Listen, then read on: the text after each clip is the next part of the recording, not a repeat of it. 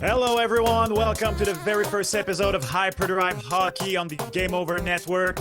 Game Over Network is a brand new independent media covering hockey all across Canada, from Montreal to Vancouver, through Calgary, Edmonton, Winnipeg, Toronto, and of course, Ottawa, and everywhere in between. Follow Game Over Network on YouTube right now. Make sure to catch the post-game show, Game Over post-game show, in your favorite market, whether you're a Leafs fan, Habs fan, Oilers fan, any of the 7 Canadian team as a post-game show on Game Over Network. Make sure to catch it right now and follow along as the new NHL season is beginning. Well, it has already begun technically in Europe, but personally, I feel like this never really counts. My name is Max Vanout. Welcome, everyone, and co-hosting the show with me, fabulous Daphne Malbeuf. Daph, how are you doing? Good, and you? It's good to be back with you, my friend. Yes, it feels very amazing. I feel great. For those of you who do not know us, Daph says good to be back because we have been working together for quite a while right now under different iteration. Daph, if you want to introduce yourself, the floor is yours. At least I'm just gonna say I'm a sports journalist. We met each other during university time, so a while back now. It's getting us older, but let's not do that right now. I've been covering all kinds of sports for La Presse Canadienne. I've been on the radio at BPM with you. Now I'm doing some stuff at RDS, the Laval Rocket covering basketball, also the NBA, and much more. But yeah, so it's good to be back to talking hockey with you, Max. It feels amazing too. I've also been working in sports media for about 10 years now, which kind of hurts already. My experience mostly comes from sports radio at BPM Sports in Montreal. I have worked there for the past 8 years. I'm still doing play-by-play for CF Montreal at BPM Sports, French radio station in Montreal, sports radio station for those who don't know. For all of you across Canada, I think Sportsnet Radio, TSN Radio, it's the same, but in French, of course. But mainly, I'm a hockey guy. I'm an American football guy, and I am so happy. And I want to take a minute to thank Andrew Berkshire, Mark Dumont at Game Over Network for giving us this opportunity. It feels amazing. It's an amazing challenge for both of us. Maybe you haven't noticed, but you might be able to hear the accent. We're both Francophone first, but it's an amazing challenge to do this in English and hopefully be listened to coast, all over North America too, and across the pond, and making sure the ship is flying high and tight. The producer of this show is the amazing Kevin Laramie. I want to introduce you to him. Kevin, how are you doing today? I'm doing pretty good, and of course, Max and I met a few years ago. He covers CF Montreal play-by-play. I'm producer for Apple TV for CF Montreal broadcast in French, and of course, I've been covering soccer since 2013. I started podcasting long time ago, way before it was cool. I was podcasting, and I stayed up until it's not cool anymore. So, I'm there all the way through, and I've been wanting to dive a little bit a toe into the ocean of hockey, and this is a great opportunity. Of course, my background is a bit soccer right now. Next time it'll be a bit more hockey-ish, and you can get used to a nice hockey background in the future. Yeah, but most importantly, your background, you've said it, is as a tech master, as a pod master. Kev, you've been doing this a long time, and this show will look amazing. It will sound amazing thanks to the greatness of Mr. Kevin Laramie. What is Hyperdrive Hockey? We aim at being your new source of information, but mostly entertainment for everything hockey across Canada. We will, of course, cover the NHL, but we will also cover the PWHL, college hockey, junior hockey all across Canada. We will go across the pond, and yes, we will have a focus on Canadian hockey, but we will also cover everything across planet hockey. And we will start every single show with the story today. And unfortunately, if I may speak like this, well, the story today ain't in Canada. We have no choice. I've said it, yes, every year now. The NHL starts its season overseas. Daph, am I the only one who kind of, I don't feel like the overseas game is the start of the season, really. I don't know about you, but to me, today is the real start of the NHL season. Yeah, I mean, the NHL kind of want to hype this because they really want to have some kind of exposure. But yeah, for me, it's always when it starts here. And it's, like I feel like the Buffalo Sabres also want to forget that the start of the season was previously than today. Yeah, don't get me wrong. I love the idea. I think it's important. Also, in Czechia, they are building right now the biggest hockey-specific arena in the world.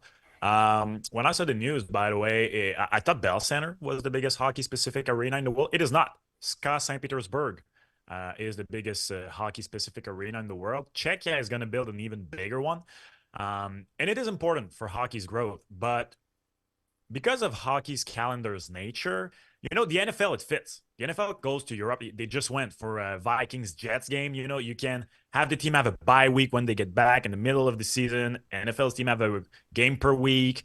It's easy to fit it in. The nature of the NHL season makes it tough. I would almost send 16, in the middle of the season, play 2 weeks there and then get back, find a way. I don't know. But Max, starting don't the dream. games during preseason, kind of weird to me. Max, don't dream. Like Gary Come has a on. hard I'm a time dreamer. allowing his players to go 2 weeks to the Olympics. I just want to remind you that. So But don't this start time dreaming there would be things. money for the NHL. I don't know. I'm just sending this in the universe And like this. when there's money, Gary Bettman is willing to go. That's for sure. That is a That's for fact. sure. That is a fact. And we understand it's a business. It's a business after all. And who's Um, better to promote, hockey in Czechia than Jaromir Jagr, who oh, was there? Oh, his name in English, Jaromir. I don't know what's like. Jagger. This is my accent, but he was there. He's the king of the hockey over there, and I feel like it was a great, like promotion Yeah. for hockey, but for NHL. And it's always good to promote your business over there to just, like add new fans and fans who are willing to pay to watch the NHL also over there. I almost feel like Jaromir Jagr is the hockey king still, or at least he's like Obi-Wan Of course. Kenobi in A New Hope, like maybe Sidney Crosby's the king right now. But anyways, this always a good excuse to talk about Jaromir Jagr. By the way, I am fully on board for Jaromir Jagr to have an exemption to go in the Hall of Fame as soon as he hangs them. I know they're not going to do it because they have decided that they would stop doing it, but I feel like he should be granted an exemption. That was the editorial take of the day. Of course, the story today with the NHL season beginning. Well, it's a new beginning. It's the hockey is in Utah. The Arizona Coyotes are finally dead. Long live the Arizona Coyotes. But I am excited for this chapter in Utah. I really like the owners, Ryan Smith and his wife. I like the vision that they have for hockey there. Listen, the Arizona Coyotes have been the laughingstock of the NHL for decades now. With an S, I put the emphasis on this. I think the time is done for this franchise to be the laughingstock of the NHL. Ryan Smith has already stated and made some move, allowed the GM to make some move, bringing Mikhail Sergachev, bringing in John Marino, even though he's injured to start the season. I think this is going to be a much more respectable franchise from now on. I am excited to watch the first game in the franchise history against the Chicago Blackhawks. We can talk later about Utah Hockey Club and the colors and all that, but for the moment, I think it's a nice new chapter in NHL history. Yeah, and super interesting also to see like, how Ryan Smith is transforming Salt Lake City like into a major sports hub. Amazing. For people who don't know him, he co-founded a software technology who was named Qualtrics, like at the beginning of the 2000 the era, and like in the last 5 years he bought the NBA team, the Utah Jazz. He acquires also the MLS club, and he also did acquire the Utah Royals in the NWSL, which is the women's soccer league. And now here comes the NHL, and I feel like he kind of installed also like the hype for all of those teams in Salt Lake City. And I'm Yes. really hyped to see like what they can do. Because remember, like when we we added the franchise in Las Vegas, everyone was kind of not scared, but like wondering Oh, how they were good can skeptical. it be? Yeah, Yeah. everyone was skeptical. Everyone was skeptical about, like building a fan base over there.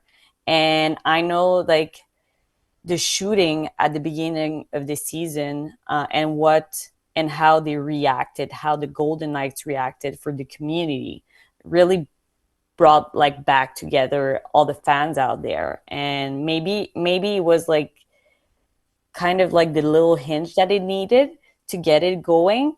But I feel like if you have something, if you have the hype, if you're building over that community, which I feel like Ryan Smith is really good at, I feel it can really be nice, but it can be worse than it was before. Oh So no, it that's can't. a good point. It can't both on and off the ice. Honestly, about it. I We're gonna come back on another big subject later on the show, but I I thought I really was starting to think that maybe there was gonna be an even bigger splash for Utah because with the Jeremy Swayman saga going on in Boston, I thought maybe we were on the verge of breaking point between the Bruins and Jeremy Swayman. And when you looked at teams that could have made a move for Swayman, Utah Hockey Club was the team that had the assets, that had the cap space. I felt like it could have been a natural match. But anyways, I do think that they can make a splash this year. Obviously, it's a move. It's not an expansion franchise, so can compare to Vegas, can compare to Seattle. Can they make as big as a splash as the Colorado Avalanche, who will probably be their natural rivals? Way back in the 90s, when the first year in Colorado they won the Stanley Cup, to the pain of the people of Quebec City, who had the Kings this weekend Yeah. in town. It's kind of hilarious talking about the Nordic right now with the Utah Hockey Club now being born. But yeah, I feel like this is the big story in hockey to start this season. I think it will be a success.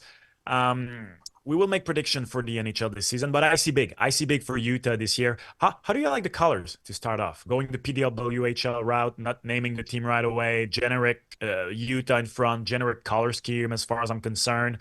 Um, I understand it went quick. I understand you can build a brand quickly like this. So as long as it's good next year, I won't have a problem with it. But for now, I mean, it's very generic. It's hockey sweater to be sure. I'm a I'm bit not underwhelmed right now. not a big fan of like not doing and not, like having Yeah. something right at the beginning. It's hard, and I feel like we saw it with the PWHL. It's hard to like make people buy it afterwards. You're exposing yourself to a lot of critics, Yeah. I feel. And I feel like it's kind of generic, they could have made something better. Like you have a lot of to play with, but I feel like what Ryan Smith wanted to bring the community together was get to know this team and get to choose, because he, like his platform, he can survey people over there. So it's kind of great also. Uh, so he wanted to use that to, I don't know, like make people choose like the name and everything. I'm not a big fan of it that you don't have it right away. Yeah. I feel that is new year, new me, though, for them. I feel like they have a talented group of young forwards who, in maybe in the right market for them, will be like willing to just like, push further. They got an anchor D-man in Sergachev. Can they make, can they dream about the playoffs? I feel like they're not in a powerhouse division. So everything's there for them, and making the playoffs the first year, like people love That a would be winning big. team. So Yeah, that would be big. They have young, exciting players. I feel like both East and West right now have a group of teams on the rise that are looking to get toward the end of a rebuilding process. You could argue that the Coyotes were always building throughout their whole history, but that's for another debate. But I feel like in the West, when you compare Utah to Anaheim, San Jose, Chicago, that are other teams that have had good high picks, I feel like they are closer to the playoffs than any of the other teams that I have mentioned. Speaking of teams on the rise, speaking of teams that are already established, it's time to go across Canada now. We will do this every show. We will take a moment to talk about every NHL team. We will not go geographically, so either east to west or west to east, because we will evaluate every week what are the bigger stories to look at across Canada, and we will go that way, because maybe one episode there will not be that much to say about the Habs or the Jets, but we will have a lot to say about the Flames, the Oilers, the Leafs, whatever. Now, of course, it's the start of the season. We could have done a show for every team, every Canadian team in the NHL, but let's be real.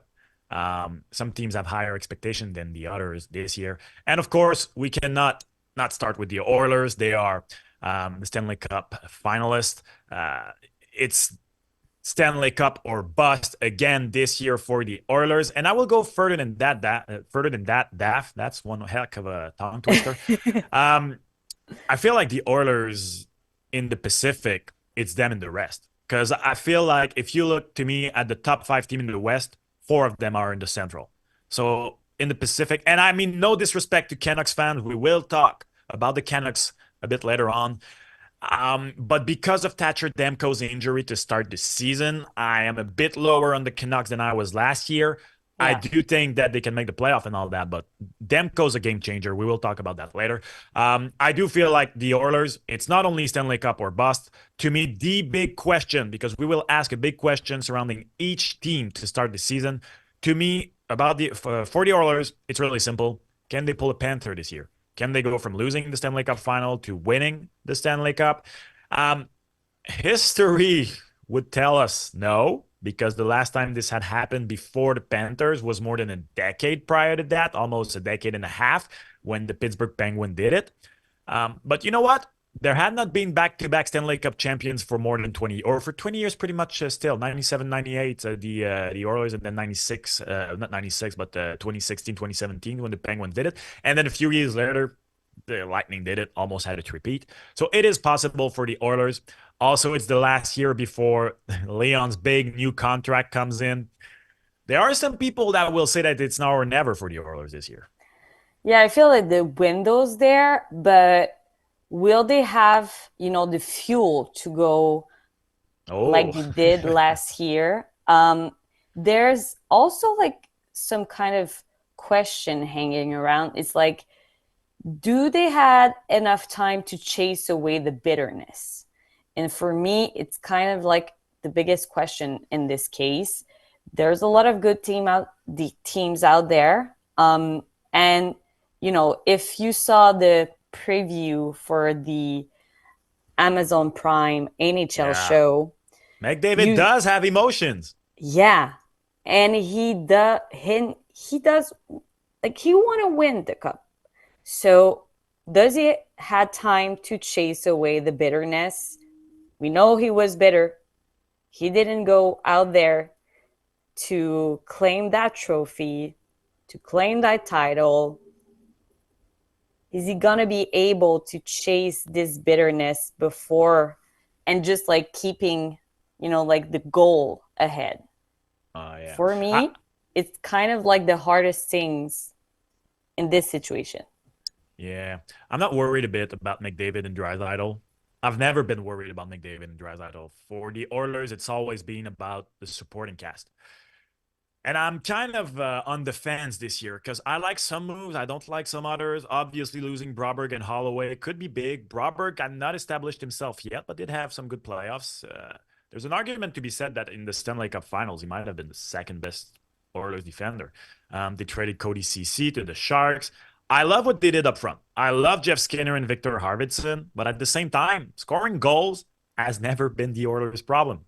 It's preventing goals, and I'm not sure about the defense to start the year for Oilers. Obviously, Mathias Ekholm is still there with Evan Bouchard. Listen, Darnell Nurse, it's the contract, right? With Darnell Nurse. If Darnell Nurse was at $5 million, nobody would be complaining. They'd be like, yeah, sure, good third defenseman. But he makes Cale Makar's money. He makes Charlie McAvoy's money. He makes not all-star money. He makes superstar defenders money.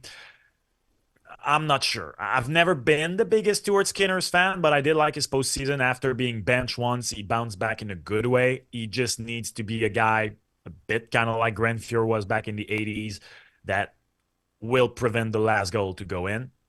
So to me, I think the Oilers will cruise through the regular season without too much of a hiccup. I will be curious come playoffs time. What will they add during the year? Trade deadline. This is a team that, just like Toronto, who we will talk about in a minute, that is really, really at the cap. So yeah, to me, it's the same old question. What will the supporting cast do around McDavid and Leon? I am curious about that. And it's kind of like, you've said it, like the defensive squad will Stuart Skinner be like behind in the net will do something. Like it's kind of like the Maple Leafs and the Oilers have always had those burning questions or just like question marks over their heads. And I feel like it's kind of like the same scenario. For the Oilers, it's going to be like also like they have pressure. And we saw what the Maple Leafs with pressure on did in the last couple of years. I don't know. It's kind of interesting, but as you said, like, I'm just very curious. I feel like they're going to cruise the entire season also, but like where it counts. It's in the playoffs. So how can they step up? Like can they've learned a thing from from last year's? Yeah. Well, they went as far as you can go without winning a cup, right? They were in the Game 7 of the Stanley Cup final. So they are really in the situation like Pittsburgh were after losing the first cup to the Red Wings. Pittsburgh did this much, much earlier in their cycle with Sidney Crosby and Gino and all of those guys. But unlike the Leafs, they know they can get there. So it's just a question of now, can they finish the job? Speaking of the Leafs, to me, the big question, because the Leafs is the other team in Canada for who it's Stanley Cup or nothing. Like they are tied with the Bruins for the longest active playoff streak in the NHL. To me, the question is very simple with the Leafs this year. Will Craig Berube be the one to finally bring the team to its full potential? The talent is there. I like the question, Max, because, like we've been wondering about Dubas, we've been wondering about Sheldon Keefe, and now do we have our savior? Like, if it's not working with Craig Berube, then what's the problem? Yeah. Because I feel like we've always been looking for what's the problem. Yeah. There is a parallel to be made with Barry Trotz with the Caps. When Barry Trotz got to the Caps, he's the one who finally got them to the Stanley Cup. It is still to this day the only time the OV-led Caps went further than the second round. And here's the thing about the Leafs. I just said they're the team with the longest postseason active streak, tied with the Bruins. But take a look at this. During this time, obviously, they have won one playoff series in 8 years. Tampa, during that time, has went to the playoffs 7 times. They have won 13. Florida, in 5 years, have won 8. The Avalanche, in 7 years, have won 8. The Oilers have won 7. The Hurricanes, 7. The Bruins, who I just spoke about, have won 7. The Stars have missed the playoff 3 times during those years that the Leafs have been making the playoffs. They have still won 8 playoff series. The Rangers have missed the playoffs 3 times during those times, and they have still won 5 playoff series. So these are the other contenders, solid contenders that I can talk about, and they have won playoff series consistently. The Leafs, we thought at least the year before that they took the monkey off their backs. If we can say a thing about the Leafs, Daph, is they are in a tough division. Like, you need to get rid of the Bruins and the Lightning and the Panthers in the first 2 rounds. So it is a tough decision, but you have no choice. You're the one with the biggest, brightest stars and the biggest market in the NHL. It needs this year to get at least to an Eastern Conference final. So this is why you brought Craig Berube, right? To go through the toughness of the Bruins, to go through the toughness of the Panthers.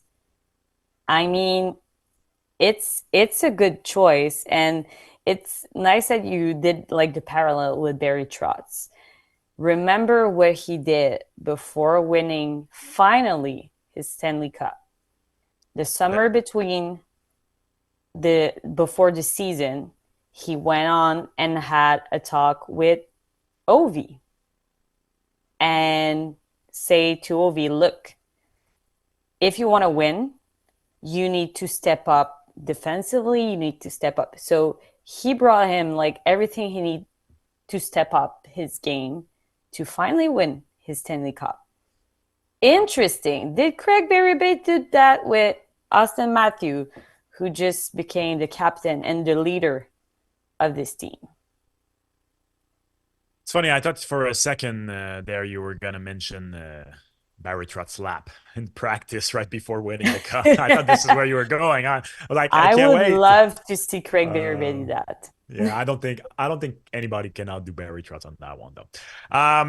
Obviously, the Leafs are bringing the next man in the Patrick Marleau, Joe Thornton, Jason Spezza line in Max Pacioretty. Although I do feel this is very high praise for Max Pacioretty that I just did by putting him in there with those guys. But anyways, what I mean is a veteran, former team captain, who is coming in. He came in on a PTO. He signed his contract. That the Leafs are literally $1 under the cap, by the way. $1. That is amazing. Beautiful. Cannot even go to the dollar store because it's not $1 anymore. No, I don't think you can go to Timmy's or to McDonald's for a coffee. Can you do a thing with $1 nowadays? Honestly, real question. I don't even know. So. Like, what can you do with $1? For 5 minutes? I was going to say you're not parking long for $1. I feel like it's in Montreal. I feel like it's 25 cents for 5 minutes. I don't even know. They brought in Max Pacioretty. I was already skeptical about the move. I'm not, obviously we're Daph and I are both from Montreal. Max Pacioretty, the way his Habs tenure ended, left a sour taste in a lot of people's mouth. I am not Max Pacioretty detractor. I really respect what he did in his time with the Habs. I feel like in his prime, he was a pure sniper. The mistake to me was naming him captain. I don't think that guy had captain pedigree, at least not in a market like Montreal. With that being said, though, he did do the headline this week when he said a little something about his new team. And we have it here with us. We have the clip. We're going to make you hear it. Max Pacioretty saying that this Leafs team is the hardest team he's ever played with. Yeah, there's a reason why they have success. This is the hardest group I've ever been a part of. I've saw it from day one. These top guys, it's not a fluke why they're the top guys. They put in the work. They take care of themselves. I saw it within 2 minutes of being here, but you see it every day, every morning, and it's really nice to be around. This made waves in Montreal. Felt like it was an arrow taken either at the Habs or maybe Vegas because he was on some good teams in Vegas. But it's just hilarious, Daph, because if there is a thing that the narrative around the Leafs this past few years has not been that it's a hardworking group. Now, I do agree that, there's a lot of things we don't see. I'm pretty damn sure Austin Matthews, Mitch Marner, Will Nylander. I'm a fan of those three guys, by the way. You don't get that good by not being hard workers, but the hardest group he's ever been a part of? Really? I was kind of surprised because you've said it. He's been with the Las Vegas team. And he's not he's a hard worker, but I feel like this team needs grit, leadership. Yeah. I'm not gonna lie, okay? I have not watched every presence of Max Pacioretty with the Caps last year.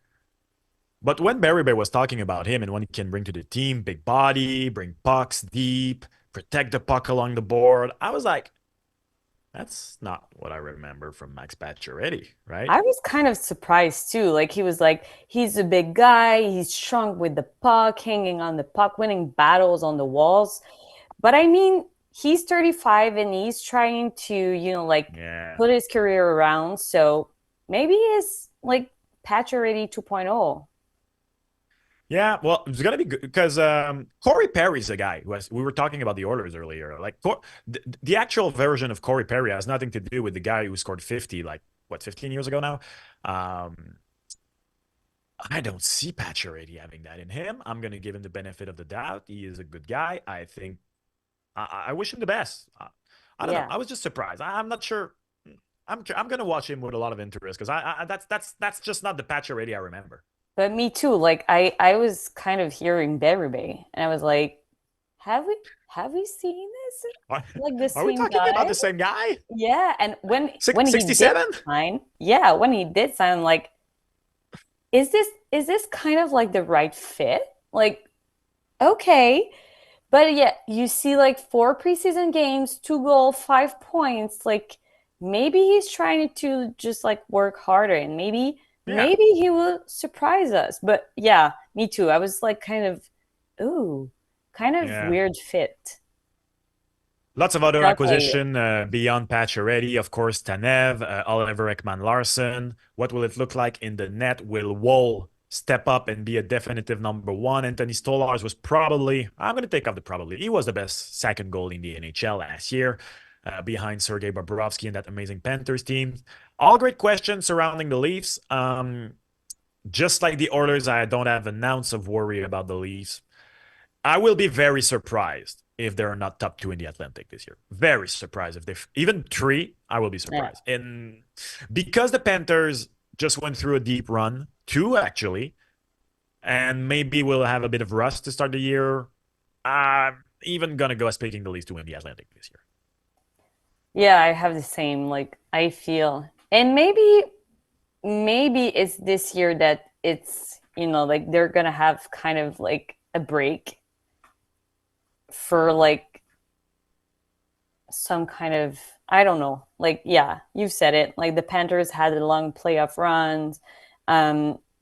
Maybe like the Bruins are not the Bruins that they used to be. Like maybe it's time like for the Leafs to just like have a good season but not like battling that hard.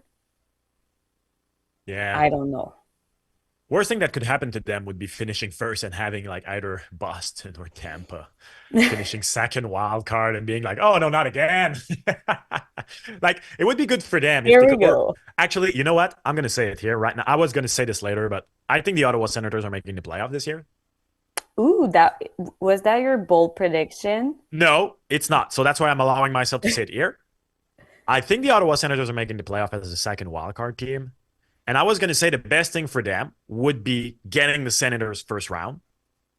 But you know what? I'm not going to go as far as that because that would be like if there's one thing this preseason has taught us is I think we really are on the verge of, with the Senators on the rise and the Habs on the rise and the Leafs not going on the decline anytime soon. I think the triple rivalry between those 3 teams could be the best we've seen. The 3 of them at the same time,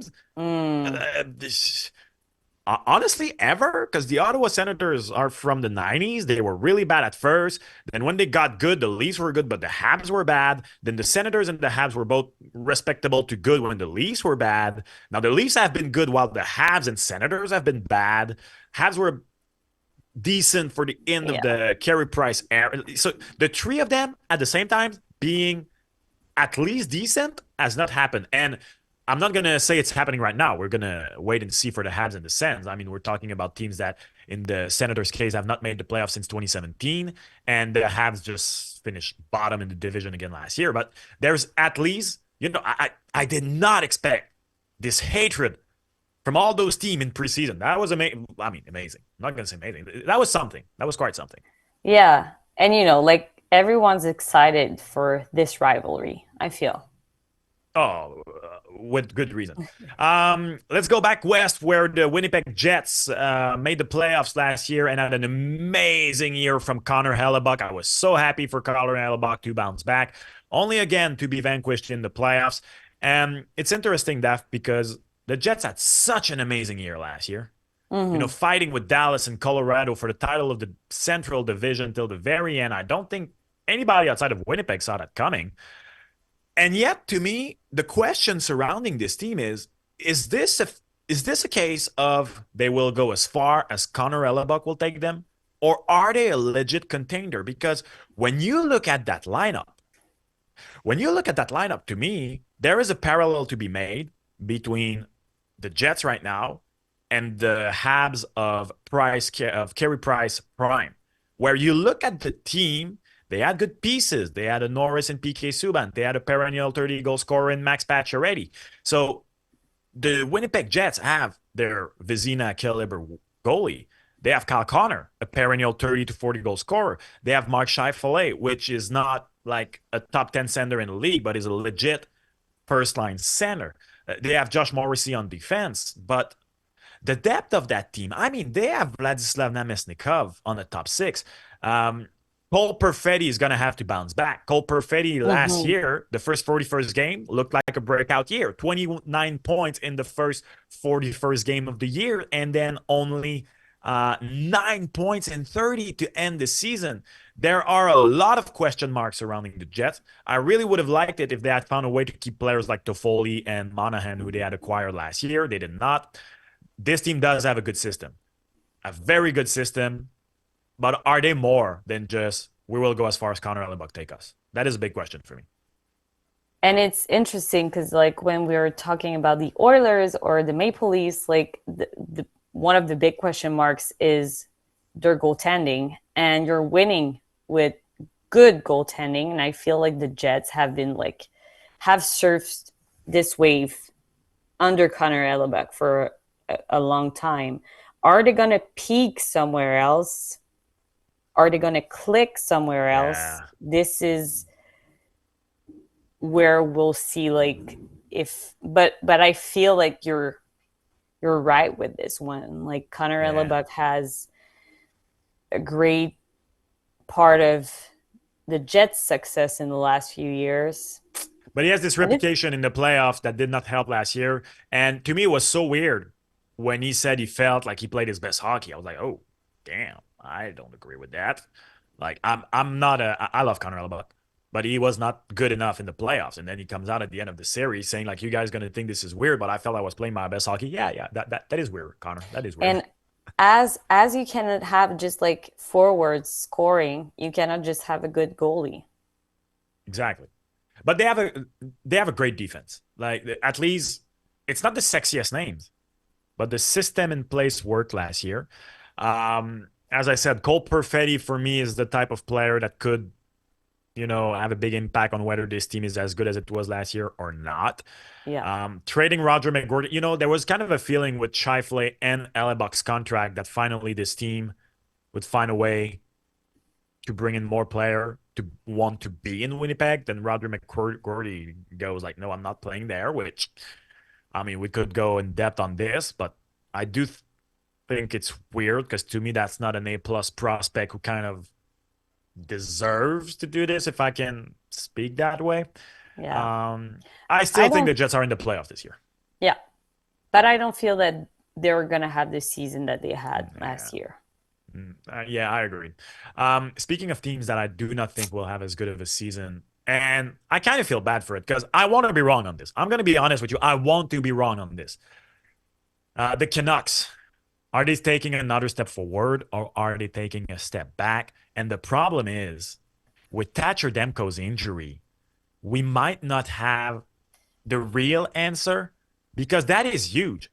And the problem is, can every player fire on all cylinders like it was the case last year? Like, everybody brought their A game last year. I mean, look at this. It seems like they And we had that like with the Montreal Canadiens, and I don't want to have like I don't want to mix the years, but you know, like Dano had a wonderful year, Suzuki had a wonderful year.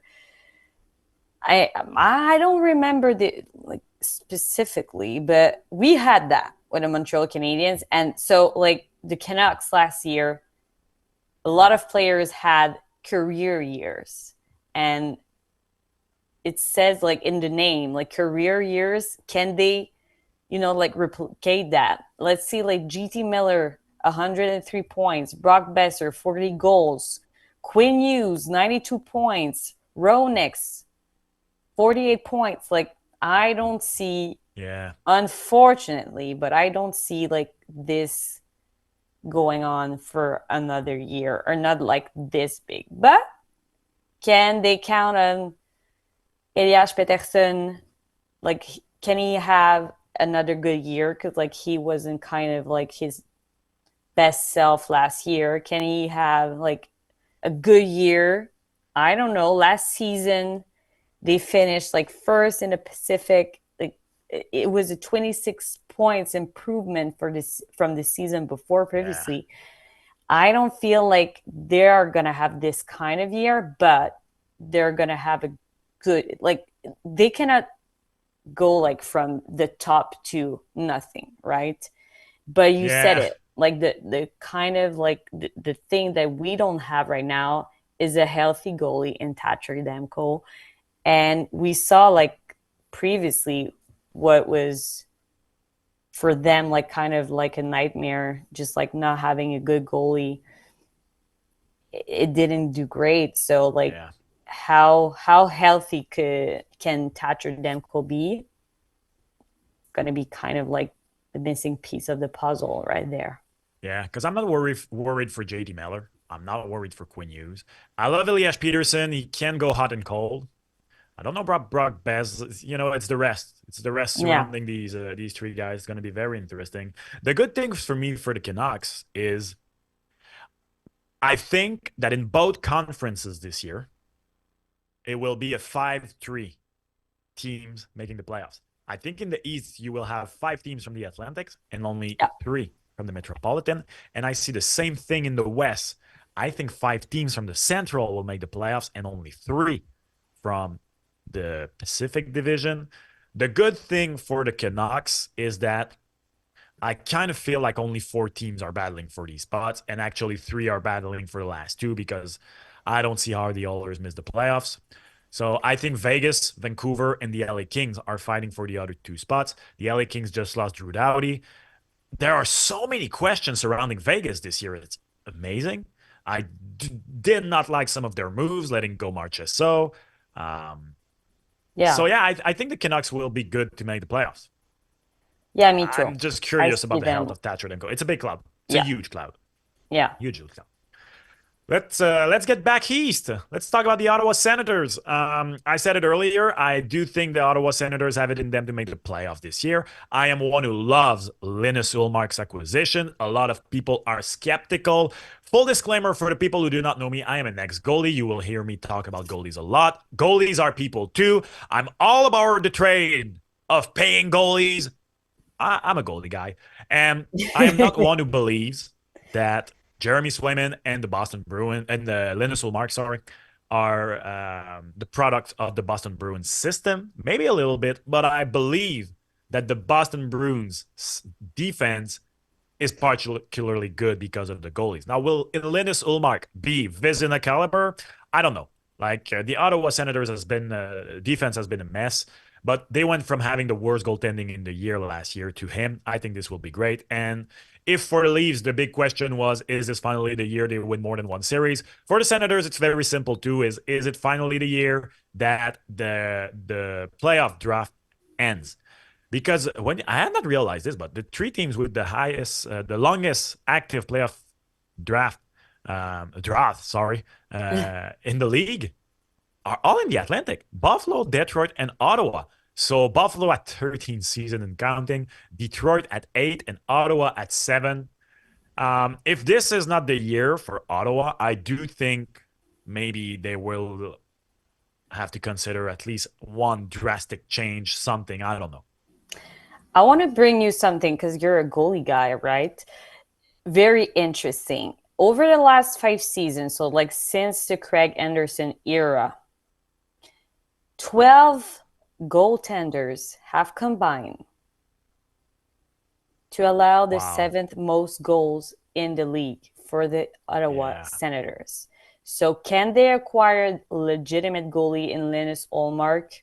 I feel like, as you said, he can perform outside of Boston. But like for the Senators, I feel like we thought it would be like, is this the year for the Senators? I thought it would be like the case for like the past 3 straight season. It hasn't for so many reasons. So can we patch and just like not have that many reasons to not make the playoffs this year? There is some impatience also for like such a lengthy rebuild. And this is the time that they take like a big leap. And they have good young talents that could help.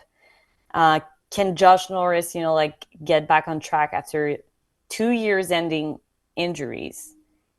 These are going to be the questions. But I mean, now with Ullmark, I feel like they have more kind of like an attach, like Yeah.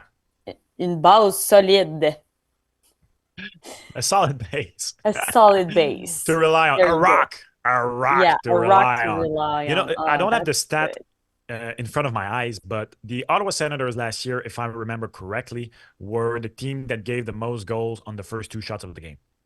That doesn't Ooh. help when the Ooh. pucks quickly get in. But you cannot have 12 goaltenders like in No. 5 seasons. And you know what? This is not it. I did not like the Jonas Korpisalo sign. So I'm not going to say this is easy for me to say because I said it last year. I did not like the Jonas Korpisalo signing. And now you're going to put it in my face. And I hope you will do if I am wrong. I like the Linus Ullmark trade. To me, one of the big questions to how far this team can go beyond goaltending is Jake Sanderson. I kind of have a reputation among the Sens fans I know as a Jake Sanderson hater because the chat out of Ottawa is that this guy can maybe win a Norris. I feel like one day. I don't know. Is he that good? He is good. Don't get me wrong. He's a very good defenseman. Is he a bona fide #1 defenseman in the league? Like on a, not just like when you build a team, like if you had to ask somebody in 2019, do the St. Louis Blues have a very elite #1 center? No, but they had 2 great centers in Ryan O'Reilly and Braden Shen. I love Ryan. Prime Ryan O'Reilly was an amazing center, but he was not a top 5 center in the league. He was one of the most complete, but so you can get away with having as your best player at the position, good, not amazing, top player in the league, if you have a great group around him. But I feel like I'm being sold on Jake Sanderson as a bona fide #1, and I want to see that from him. He's had 2 great first years, don't get me wrong, but is he really a top 5 defenseman eventually, a top 10? That's what I want to see this year.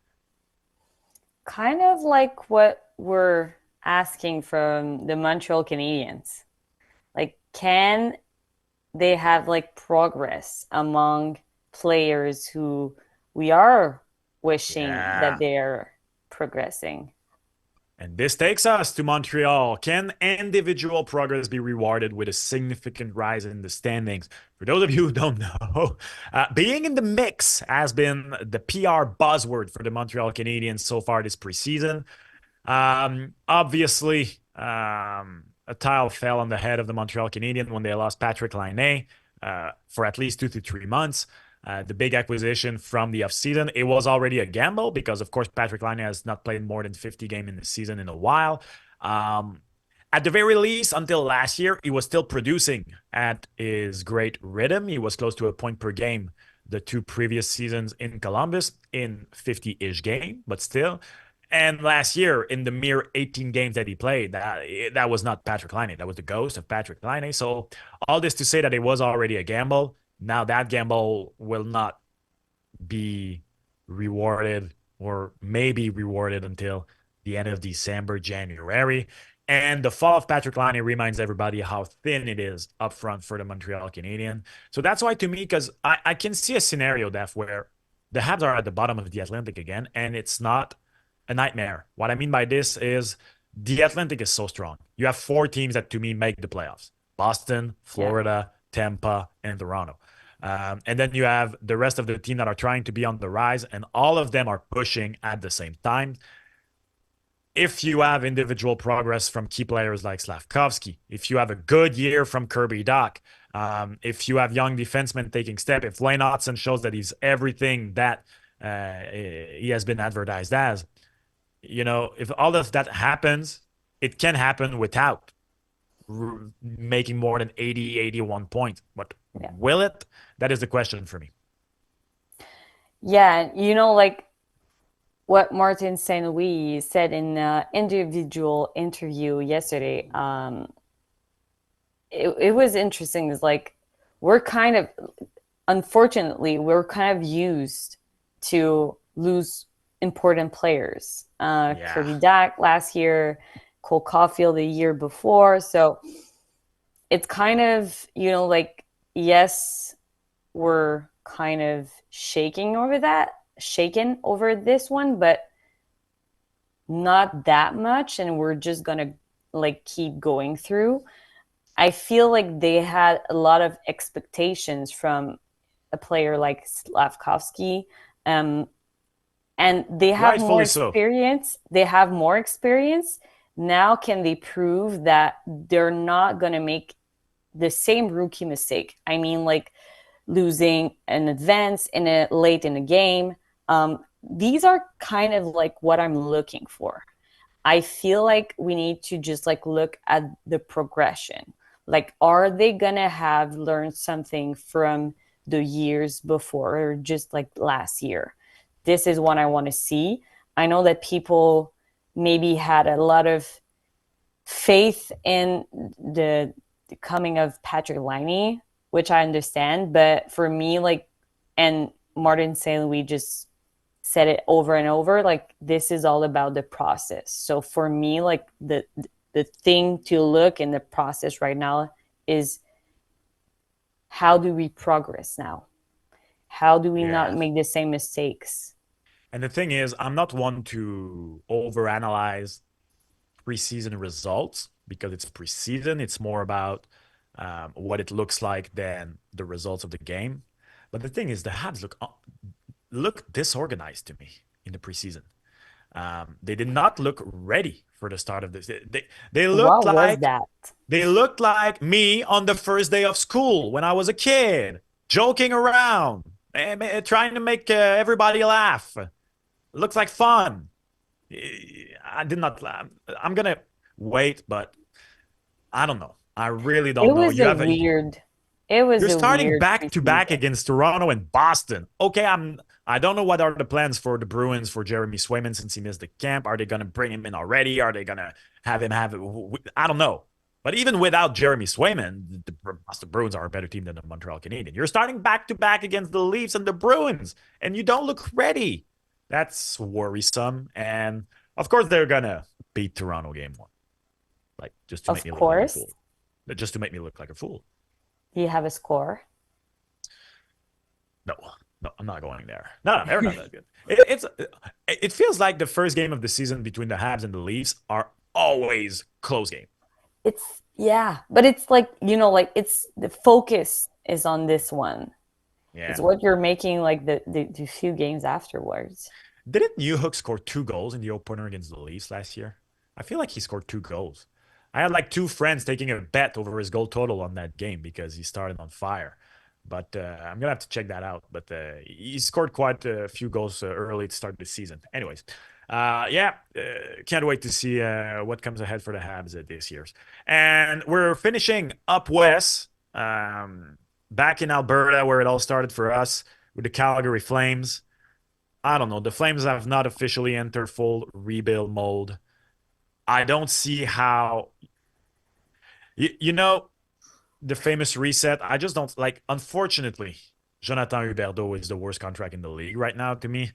Doesn't look like the shadow of himself back in Florida. He still has 7 years, 10.5 million per year. Kadri 5 times 7, Uyghur 7 times 6.5. All of those guys are in their early 30s. I don't know, man. This is the proof, like, you can have the bestest of ingredients for your recipe and still not have it like a good meal afterwards. Or you took the bestest of ingredients, but then thought about a recipe. You want to know what? This is a great analogy. Shit. You know how I would say it is that all of those guys are side dishes. Yeah. They were side dishes on great teams. And Calgary Flames has made them the main dish. Like Nazem Kadri was amazing in Colorado, but he was not that guy. Yeah. Jonathan Huberdeau was amazing in Florida. He was not the guy. Uyghur could argue was the guy on D. Okay, maybe. But still. Yeah, but how? Yeah. So, like, you bring side dishes and you expect to do like a 5-star, like a 3-star Michelin kind of I'm plate. hungry now. And but I love the analogy, but I'm just like, I don't know where they're going to be, frank, like with you. And just like, quite honestly, just like, where are we going with this one? Yeah, and they don't, it's not like they have a very high-priced prospect coming. Yeah, but like how Dustin Wolf's in net, that's it. How can you sell Huberdeau at this price? How can you sell Kadri at this price? You can't. And that's the question. Like, can you unload some of those contracts? I think the most unloadable would be Kadri because he has the less years time on remaining. It. Yeah. Then Mackenzie Weegar is not like at 6.25. Mackenzie Weegar, like, you can probably find a suitor. I don't know. Yeah, I feel like he's more of a kind of a spice guy, so he can fit a lot of recipes. Oh yeah. This is it for our flight across Canada to start this season with every of the 7 NHL team. Which teams do you feel are in the best positions? Which are your questions? Feel free to let us know in the comments if you are watching on YouTube below the video. And this is the moment I take the time to remind you that Hyperdrive Hockey is brought to you by the Game Over Network. Follow Game Over Network on YouTube. Make sure to catch Game Over in your local market. Game Over Montreal, Ottawa, Toronto, Winnipeg, Calgary, Edmonton, and of course, Vancouver. It is starting. Is it starting today? Wait a minute. What are the games tonight? There's not a Canadian team tonight. No, there isn't. It is starting on October 9th, and it's starting with a Toronto, Montreal, with a Calgary, Vancouver, and a Winnipeg, Edmonton. Damn, only Ottawa doesn't start on Wednesday night against a Canadian team. They will start against Florida. That's no good for the Sens. Yeah. Make sure to catch Hyperdrive Hockey. Follow us on Spotify, Apple Podcasts, wherever your favorite streaming audio platform is. Give us a follow. We appreciate it very much. And of course, this is only the first episode of a very long and beautiful journey, just like Frodo. I just finished Ring of Power, so that shows, right? We're going to quickly go across hockey world, Daph, rapid fire for this first show. Jeremy Swayman finally signed with the Bruins. That, to me, was the story of the start of the season. It finally ended. I am a bit surprised that they agreed so quickly on 8.25 a year. With the things Cam Neely said, the answer of the agent in the press release, I really thought that this could drag on. If it had dragged on, I think this would have been terrible news for the Bruins. I am sorry. I've said it before. I think you are underestimating Jeremy Swayman. I think that Jonas Korpisalo was about to show you that, nope, like the Bruins, the goalies these past few years were not a producer of the system. So good for the Bruins. Tough luck for the rest of the Atlantic Division. The Bruins now have their trifecta signed long-term. Swayman in net, McAvoy at D, and of course, up front, David Pasternak. This is an amazing big three when you think of it at all three positions. And Daph, Not I think bad. this is an amazing contract for the Bruins. Amazing contract. I know Jeremy Swayman has never played more than 40 games in the season. I think this guy wins at least one, if not two Vézinas on that contract. Yeah, and I feel like with like everything that has gone on with the T, he could have asked for a lot more. Like not a lot more, but for more. Well, he did. He didn't get Let's it. say that he seems to me like he's a really good guy, and just like he really want to stay there and play there, and just like, and the Bruins were lucky on this one, but he could have had like gone for more. Yeah. That being said, there was another news this morning, Igor Shesterkin, and I feel like this Swayman kind of situation has set the tone now for Shesterkin with the Rangers. He presumably has rejected an 8 years, 88 millions from the Rangers. That is according to Kevin Weeks. Yeah, and the New York Post said he's looking maybe for a 12 million deal. He doesn't want to negotiate during the season, per what Pierre LeBrun said a few minutes back. And so this is maybe going to take a turn like the Swayman case. But really, I feel like Jeremy Swayman has set the tone for like these kind of negotiation. And now Shesterkin has like the bigger like the biggest, I don't know how to say it in English, but he has the biggest like, end of the stick. Yeah, that's it. I need to like revise my. We will invent some new one. We will invent some new one, and people will send us some. Anyway, but I feel like like he's kind of a great part of the Rangers' success in the last few years, and they're gonna pay for it. Here's the thing with Shesty. Contrary to Swayman, he has the argument. He has won a Vézina. He has played. He has been a number one. He has everything on his side to ask what he wants for. I'm all for him wanting to get paid. I'm gonna be honest and show my cards here to you, new listeners. I am a guy who will tend to be on player's side most of the times.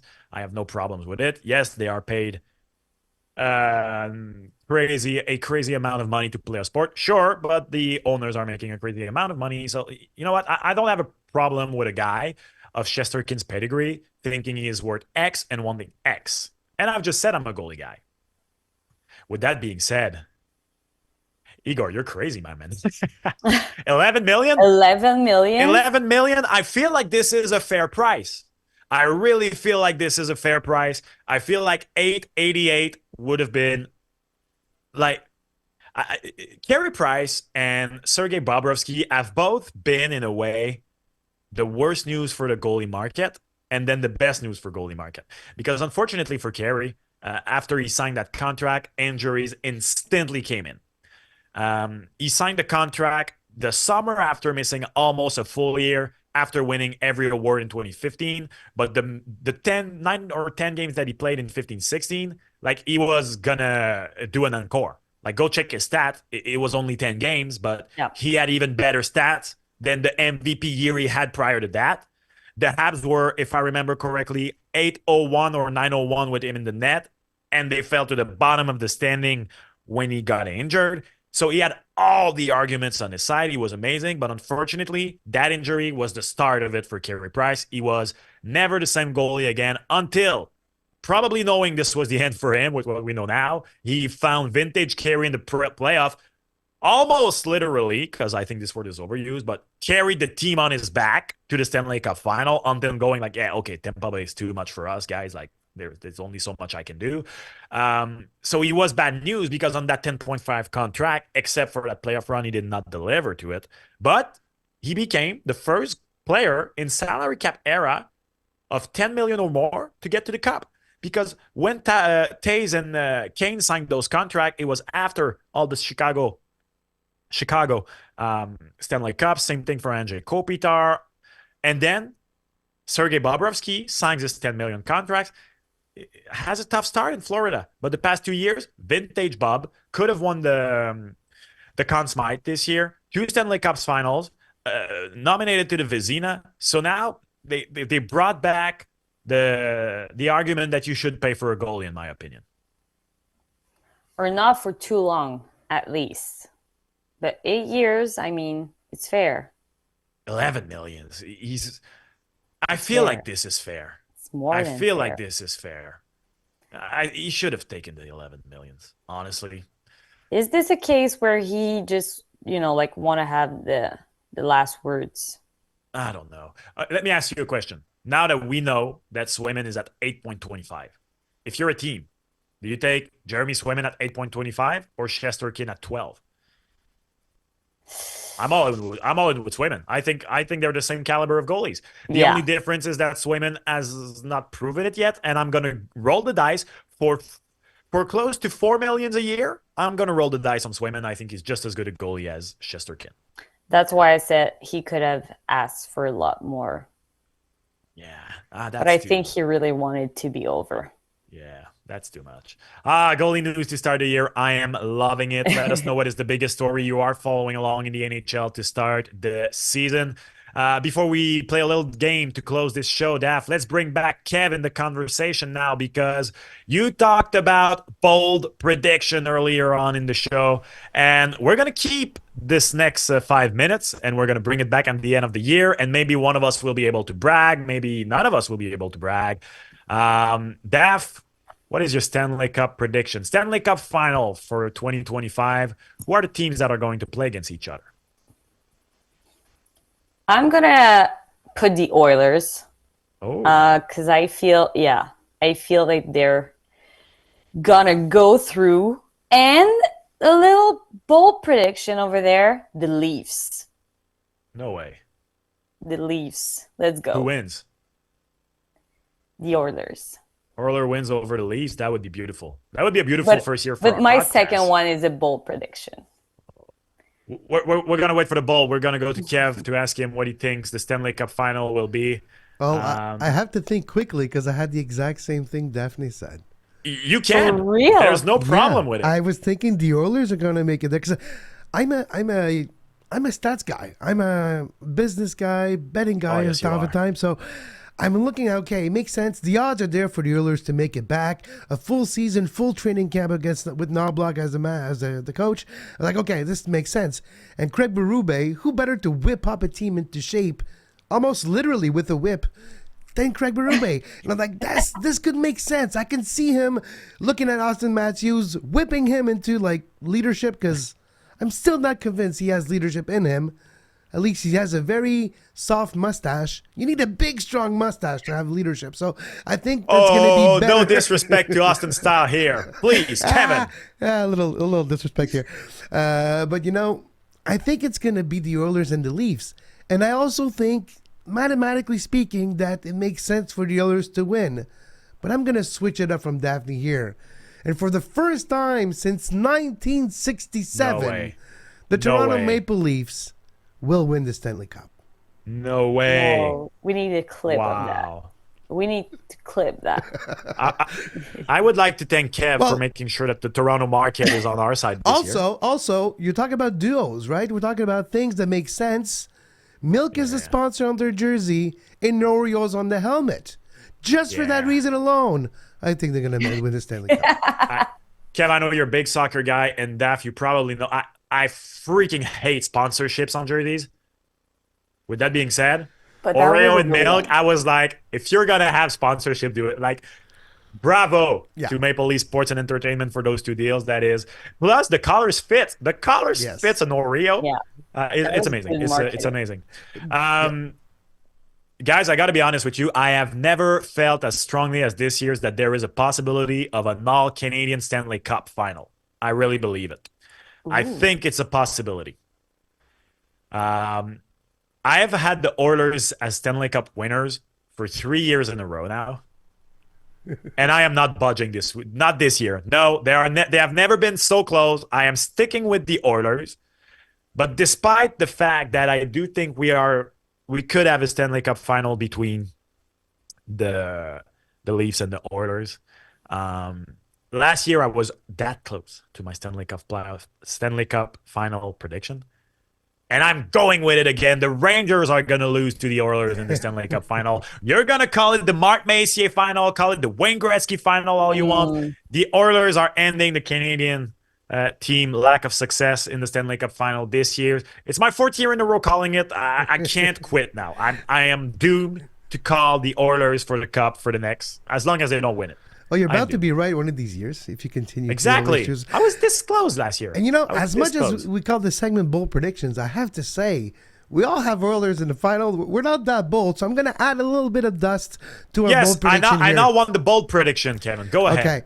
The Utah Hockey Club will not only make the playoffs, they will win 1 or 2 series in the playoffs. Holy damn. That's my bold prediction. Wow. Oh. Wow. I like it. Think about it. I don't know if it's gonna be. Some people have conspiracy theories that the sport is determined. Sometimes, you know, it's like pro wrestling. Wow. Amazing. You never know what's gonna happen. And beautiful Utah Hockey Club in a new market. What better way to build off a fan base like they did in Vegas, making the Stanley Cup final in their first year? Yeah. What better way? The Kraken made the playoffs in their first year. They haven't been seen since, just like the mythical monster hasn't been seen since the first year. So Utah Hockey Club will win 1 or 2 playoff series. Beautiful. Daph, where are you going with this? I feel it's bold, but I feel like the Flyers will have like more points than the Penguins. I feel like they're gonna be a surprising thing this year. Wow. We saw a lot of good in the Flyers over the last season, and I feel like Mitchkov and Tortorella, it's gonna be quite a show sometimes, but I feel like he's gonna perform under Torts. Amazing. I am not gonna lie. My first bold prediction was the Bruins to miss the playoffs, but that was without Swayman for a couple of weeks. Now he is there. I believe the Bruins will make the playoff. My second bold prediction was Utah making the playoffs, but Kev's having them 2 rounds deep, so it's not that bold anymore. So I'm going to go elsewhere. In his second year in the NHL, Sidney Crosby won the Hart Trophy, the Art Ross Trophy, everything he could.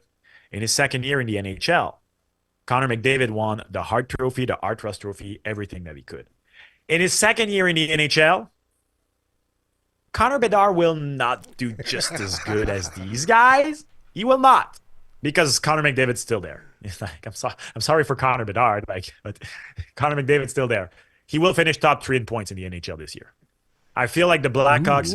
We are not talking this much about the Blackhawks as one of the most improved team, because going from historically bad to a bit better, it's not that good. But I feel like they are one of the most improved team in the NHL this year.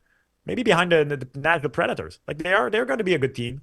I think Connor Bedard is surrounded enough this year to finish top 3 in the Art Ross Trophy race.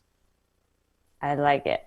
Yeah, it's pretty bold, and I'm still reeling from all those box of hockey cards I bought without finding a damn Connor Bedard rookie card. So, why not? Why not, yeah. I'm sorry for you, Kev, on that one. Worse, here's a little anecdote. Worse, I decided to split a box with a guy.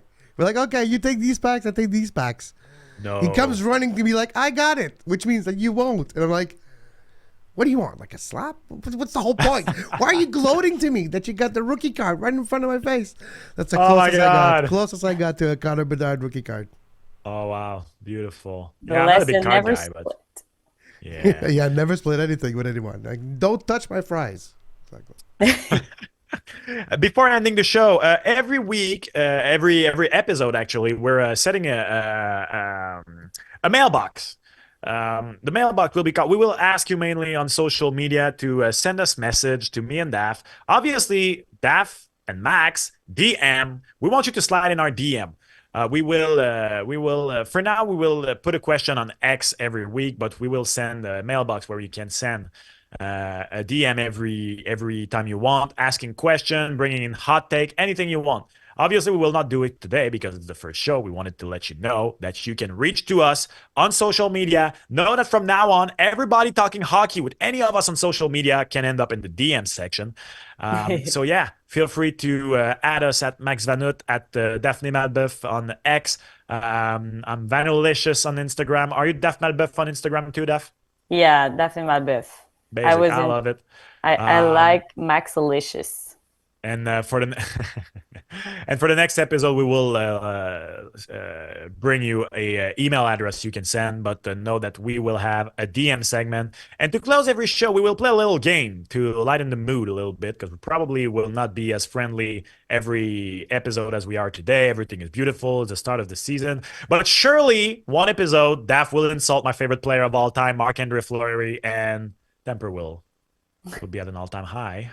Because you do not insult Marc-Andre Fleury under my watch, Daphne Malbeuf. I'm telling you, you are not allowed. Okay. Please. We will play a game called 21 Question. We have 10 minutes. I have in mind something, and Daph and Kev are allowed 21 questions to try and find it and win the game. You can follow along. If you think you have the answer, do it in real time. Comment it on the YouTube format of the episode. So they have one clue. And the clue today is that this is an event that will most probably, unless something terrible happens, we do not wish that, most probably happen during the 2024-2025 NHL season. That is all you know. Daph, Kev, you have 21 questions to ask. I am noting them. I am going to answer them. And when you feel like you have the answer, you can try, but an answer counts as a question. That's going to be hard. Beautiful. A coach is going to, of course, lose their job. A Montreal Canadiens head coach will lose their job this season. That's a question? Yes. No, that is not it. Is it concerning one player? It is concerning one player. Is it concerning one player from the Washington Capitals? It is not. Ooh. Is it a player from the Western Conference or Eastern Conference? It is a player from the Western Conference, Mr. Kevin. Okay. Okay. Is he on a team in the Pacific Division or Central? He is in the Pacific Division. Okay. Okay. Okay. Ooh, that's a good one. You have 5 questions asked so far. You're at number 6. Is it relating to his amount of goals scored this year? Yes and no. The amount of goals he will score has an impact on what the thing is, but it's not goal specific. All right. I don't know if that was clear. Yeah. So it's important. I'm just like, I thought I had it from the start, and now I don't. So, looking for questions here. Yeah, so Pacific. Okay, so, how many? Will there be a third Elias Peterson playing for the Canucks? It is not. Is it concerning a guy from the Edmonton Oilers? It is concerning an Edmonton Oilers. We are getting closer to it with 8 questions asked, and so quite a lot left. Will Connor McDavid win the Hart Trophy in this season? That is not the question. The Hart Trophy. That is not the event. I'm sorry. That is not the event that I'm looking for. I have an idea, Daphne. Yeah. Will Connor McDavid win the Connie Smythe Trophy this year? Oh, that is not the event I'm looking for. I'm You guys are on the right track, though. Yeah. So can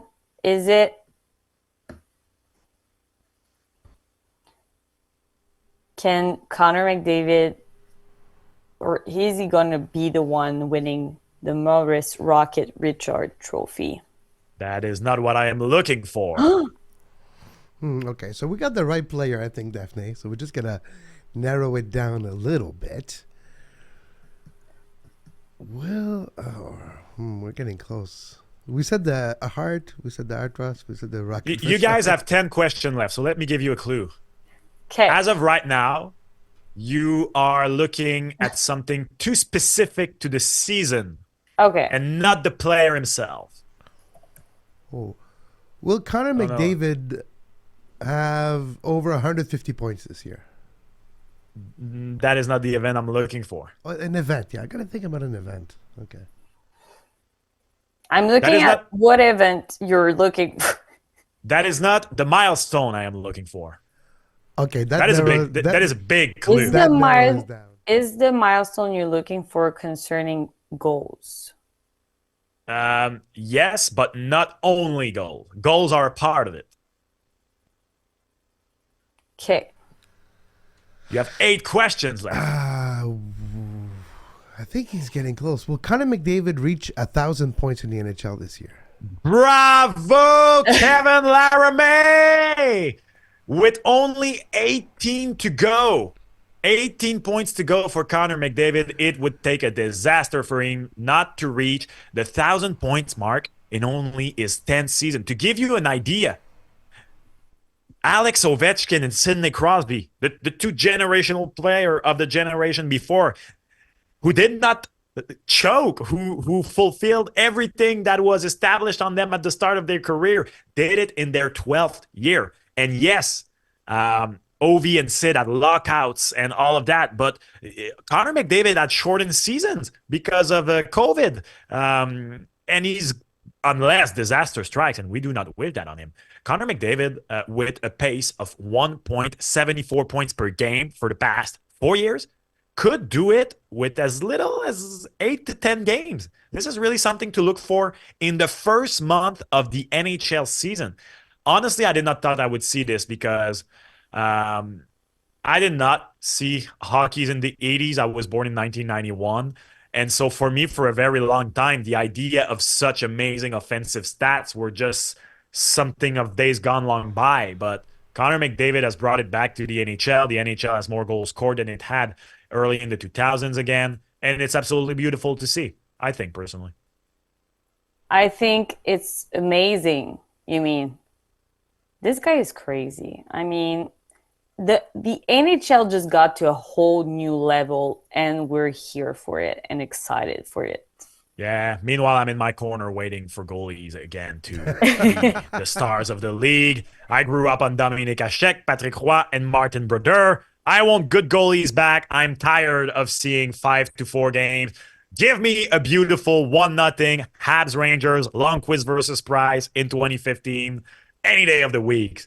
That will be it, folks, for our very first episode of Hyperdrive Hockey. Thank you so much for tuning in. This is, as I said, the first of a very long ride together. Make sure to follow Game Over Network on YouTube. Give us a follow on Spotify. 5-star on Apple Podcasts if you would be so kind. Follow us on your streaming platform of predilection. My name is Max Vanout. I was with Daphne Malbeuf and Kevin Laramie. Make sure to follow your Game Over Network in your own market for post-game shows starting, well, Wednesday, because there are no Canadian teams playing Tuesday. But the NHL is back. We are so glad. Daph, talk to you on Friday. Yeah, I'm excited. The season has started. And Kevin Laramie, congratulations. You are the first winner of 21 questions. Amazing, my friend. And thank you so much for being here and producing the show. Talk to you on Friday, Kevin. Talk to you guys on Friday. Have a good week. Have a good week, everyone. We will be back on Friday. We are here every week, Tuesdays and Friday, all over Game Over Network, all across Canada.